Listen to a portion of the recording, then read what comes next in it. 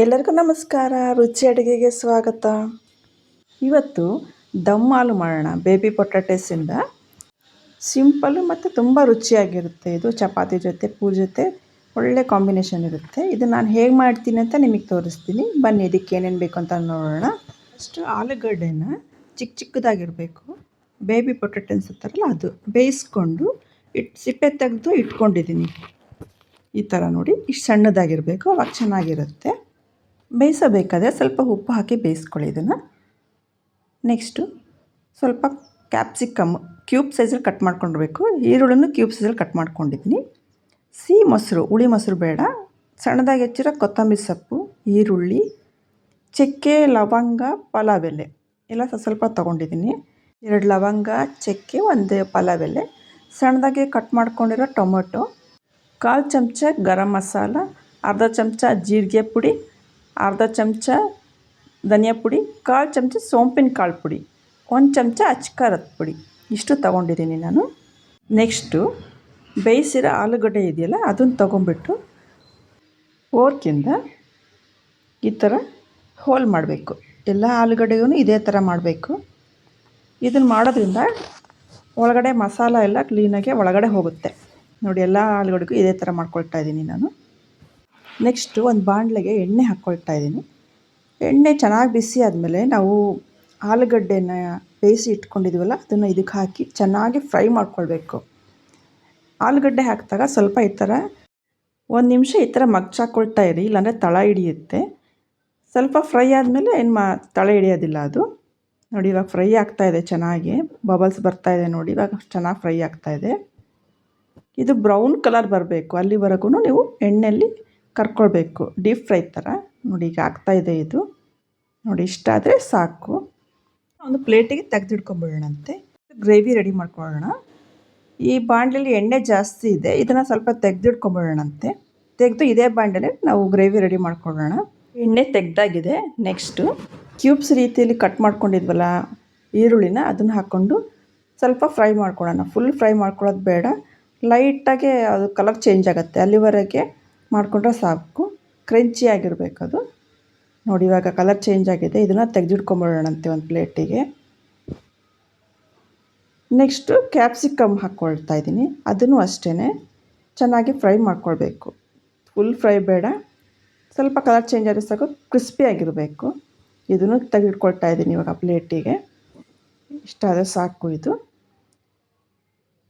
Next spices add ಮಾಡ್ಕೊಳ್ತಾ ಇದ್ದೀನಿ. ಚಕ್ಕೆ, ಲವಂಗ, ಸೋಂಪು ಕಾಳು, ಪಲಾವ್ ಎಲೆ, ಅದನ್ನು ಸ್ವಲ್ಪ ಫ್ರೈ ಮಾಡ್ಕೊಳ್ಳೋಣ. ಸಣ್ಣದಾಗಿ ಕಟ್ ಮಾಡ್ಕೊಂಡಿರೋ ಈರುಳ್ಳಿ ಹಾಕ್ತಾಯಿದ್ದೀನಿ. ಈರುಳ್ಳಿನ ಫೈನ್ ಚಾಪ್ ಮಾಡ್ಕೊಳ್ಳಿ, ಅವಾಗ ಚೆನ್ನಾಗಿರುತ್ತೆ ಗ್ರೇವಿ. ಬ್ರೌನ್ ಆಗೋವರೆಗೂ ಫ್ರೈ ಮಾಡ್ಕೊಳ್ಬೇಕು. ಇವಾಗ ಸಣ್ಣದಾಗಿ ಕಟ್ ಮಾಡ್ಕೊಂಡಿರೋ ಟೊಮೊಟೊ ಹಾಕ್ಕೊಳ್ತಾ ಇದ್ದೀನಿ. ಒಂದು ಸಣ್ಣ ಟೊಮೊಟೊ ಹಾಕ್ಕೊಳ್ಳಿ. ಟೊಮೊಟೊ ಸಾಫ್ಟ್ ಆಗೋವರೆಗೂ ಫ್ರೈ ಮಾಡ್ಕೊಳ್ಬೇಕು. ಇವಾಗ ಸಾಫ್ಟ್ ಆಗಿದೆ ಇದು. ಇದಕ್ಕೆ 1 ಚಮಚ ಅಚ್ಕಾರದ ಪುಡಿ ಹಾಕ್ಕೊಳ್ತಾ ಇದ್ದೀನಿ. ಖಾರ ನಿಮ್ಮ ಇಷ್ಟಕ್ಕೆ ಪ್ರಕಾರ ಹಾಕೋಬೋದು, ನಿಮ್ಮ ಟೇಸ್ಟಿಗೆ ತಕ್ಕಂತೆ, ಜಾಸ್ತಿ ಅಥವಾ ಕಮ್ಮಿ.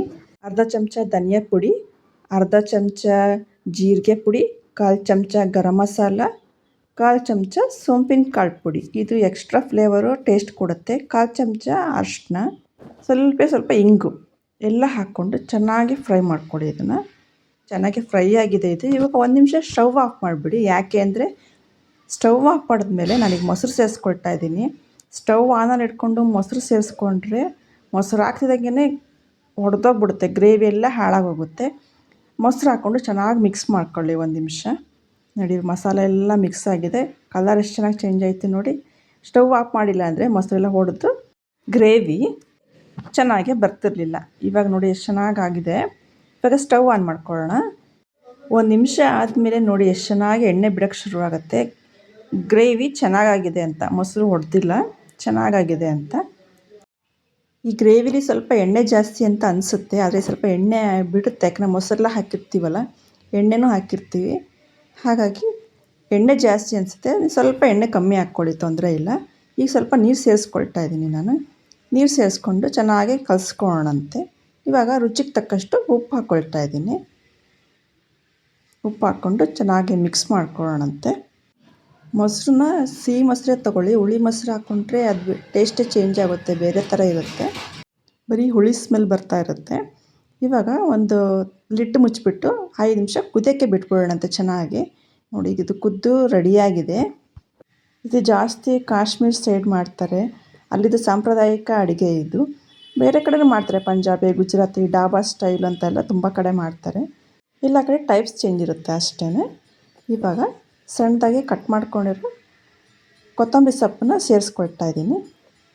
ಸೇರಿಸ್ಕೊಂಬಿಟ್ಟು ಸ್ವಲ್ಪ ಮಿಕ್ಸ್ ಮಾಡ್ಕೊಳ್ಳೋಣ ಅದನ್ನು.